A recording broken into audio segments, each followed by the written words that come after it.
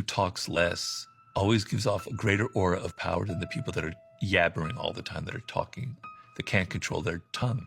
And the idea is, if you can't control your mouth, if you just keep talking and talking, it gives an aura to other people that you can't control anything else. You have no self-control. And that is a very unpowerful aura. And obviously, the more you talk, the more you are prone to say something kind of stupid and irrational that you're going to regret. And so powerful people know to command an audience. They sit there, they let other people talk and argue, and then occasionally they utter something that's maybe a little bit ambiguous. And it goes, whoa, that's very interesting. Robert said that. What does that mean? You look powerful, right? You give off an air of mystery, give off an air of control. Learn to control what you talk, and learn that there are moments that saying less is actually much more powerful than just yammering on and on. Real confidence moves in silence. It is not loud, it is not attention seeking, and just like power, it simply just is. Little reminder that confidence is quiet. I can always tell immediately right off the bat when somebody is not truly confident because they're always shouting from the rooftops how great they are, how they just know everyone thinks they're so amazing, and they just come off as arrogant. When you are truly confident in yourself and you truly love the person you are, and you truly think you're amazing, you will not feel the need to tell everybody and shout it from the rooftops. You just have that inner sense of knowing. People that are always trying to prove something just shows they don't feel like they actually really have it, and they don't believe it either. They're trying to make themselves believe it along with everyone else. Somebody that's truly confident carries themselves in a respectful, classy way, and they're not saying things like, I'm so hot girls do this only, I'm a hot girl. Like, you're not constantly talking about it because you don't feel the need to prove it to anyone because you already know. It's like that saying, beautiful things don't ask for attention. You're not trying to get everyone to believe that you're confident by always telling people, I'm so hot, I'm so great, so many guys want me. The people that are saying things like that 24/7 don't actually believe it about themselves. So remember, the next time you're being loud and vocal about how amazing of a person you are and how you're so great, you're just giving it away immediately that you don't actually think you are. When you're truly confident, you don't ever look for external validation to make you feel good about yourself. You know how you feel about yourself, and that's all you need. Most people are living for the validation of others. People who aren't even validated or impressed by themselves. When you seek validation or affirmation outside of yourself, you're outsourcing your power. You become energetically leaky, insecure, and dependent. People who are deeply insecure have an addiction, and that addiction is validation. And as long as you are validating and feeding the narrative that they want to believe about themselves or their world, you're great. But the moment that you set boundaries for yourself, the moment that you ask questions or give any pushback, that's when you have a problem. Because those people are more loyal to the sense of validation than they are to you. So they will go to the next person who validates them. They will seek relationships that increase their level of validation. Validation seeking or approval seeking is something that is learned in childhood, but if you're honest with yourself and put in the work, it is something that can be unlearned. And I highly, highly encourage you to unlearn this taught behavior. As a child, you already know who you are. Children know exactly who they are. They are born with this confidence that should be studied. And yet when they get older, they lose that confidence. They lose that sense of self because of the environment or the world or whatever. Their parents didn't teach them how to maintain that confidence. For a lot of people are taught to be people-pleasing, validation-seeking people, and they end up losing their confidence, their spark, their aura, and they grow up hating themselves. Here's the cold hard truth. The reason why you're obsessed with people liking you is because you don't like you. Because at the end of the day, if you're someone who can't get internal validation from yourself, then where else are you going to get it? From the outside, from your environment, mainly from people. Honestly, let's not make it complicated. It is as simple as day. Instead of going through the journey of making yourself proud, of going through discipline, of reaching a goal, because in order for you to reach a goal, you're going to have to handle conflict, and not just conflict in life, but you're going to have to handle conflict with people. And that's hard. From getting from point A to point B is hard. For you to be able to feel that confidence, that internal validation, internal win, it's going to be hard. It's going to take work. And you know what's not hard work? People pleasing. That's not hard work. You just smile, you just nod, you just say yes, you just become a doormat. People be like, you're nice, and they love you. The problem with you not unlearning what you've been taught unconsciously about being a people pleaser and a validation seeker, you will grow up hating yourself. You will grow up not knowing who you are. You will grow up seeking attention. You will grow up being too afraid to be naturally yourself. And when we teach kids at an early stage to be people pleasers, we do them a great disservice. One of the biggest lessons spirituality taught me is it's okay if people don't like you. Before, I used to do everything so people can like me. Now I don't care. If everyone likes you, it's scary. That means you're doing something wrong. That means every room you enter, you're saying whatever they want to hear so you can become accepted. But if you're hated, it's healthy. That means you're not acting, you're not pretending. You're not people pleasing. I am me.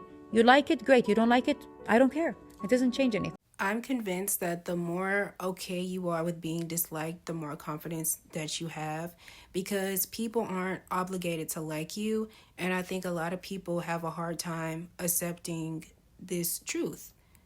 Okay? Because if you don't even like you, why will other people like you?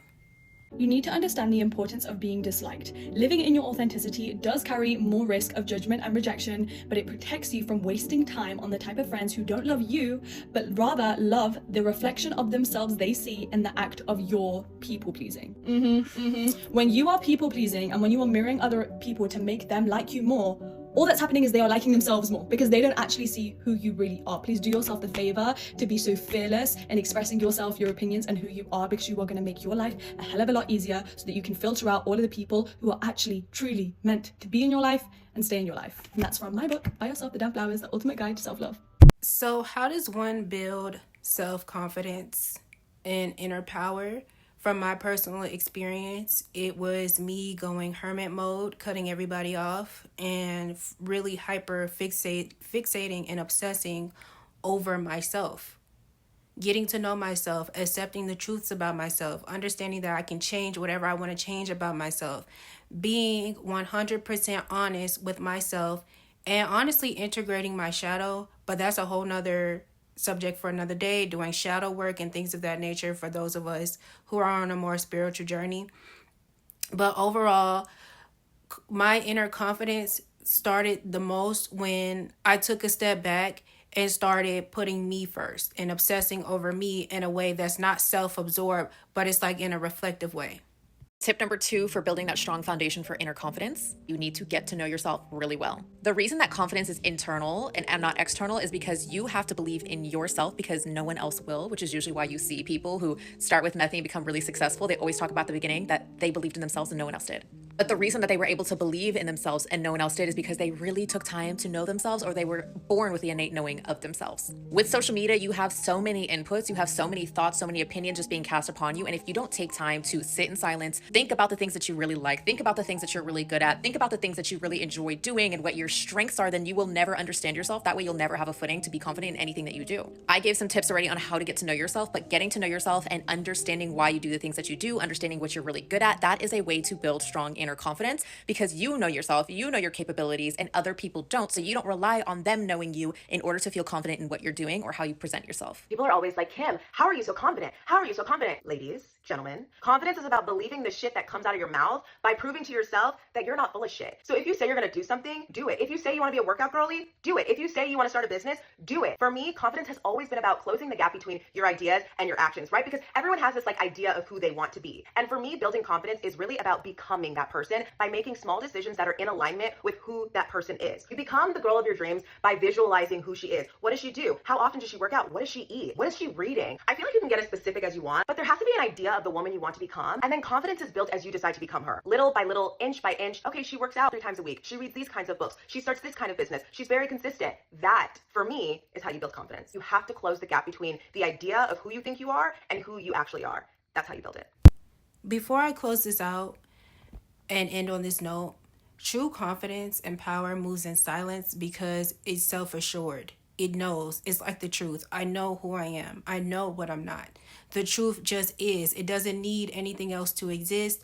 It just simply is. And once you become self-assured or aware and you step into your I just am, or it just is, you will learn to walk on your path more confidently and boldly.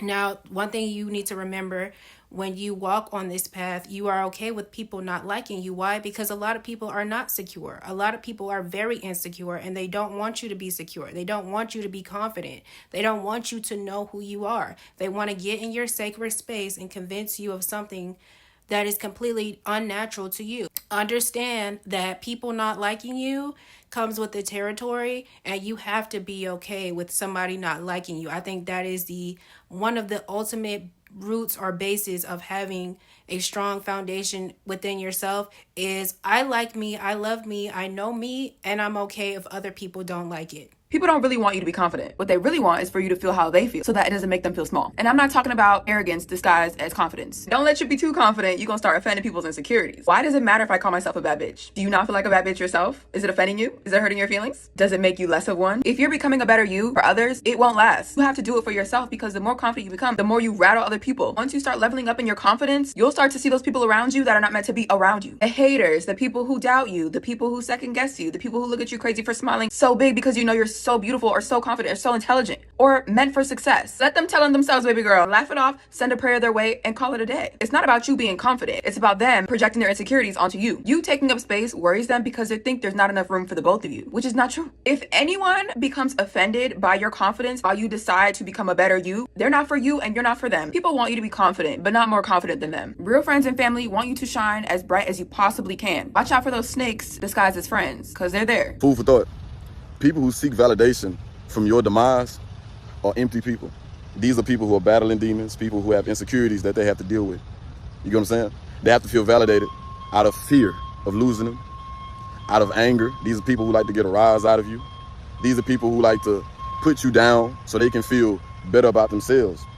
And these are also people who want you to chase them, people who want you to be weak for them. You know what I'm saying? Because the more enlightened I become, the more I realize love is the answer. Genuine love. When you learn how to love yourself, you know how to properly love other people.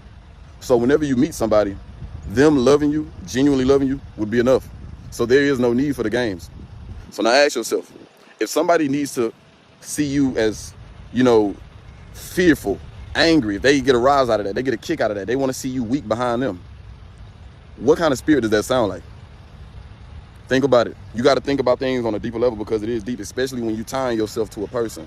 Why is it that you want to see me weak behind you? Why is it that you want to see me fearful? Why is it that you want to see me angry? And we know what kind of vibrational deities feed off these low vibrational emotions. You get what I'm saying? A person's love should be the validation that all you need. Because when somebody sincerely loves themselves, they know that feeling of enlightenment. They know that feeling of love, and all they're gonna want to do is share that and spread that, and that will be enough. This is why it's important for you to find somebody that's aligned with, because y'all love for one another, that genuine love, that togetherness, that oneness, that divine love will be enough validation in itself. Learn to love yourself. You must learn to love yourself. It starts with self. As within, so without.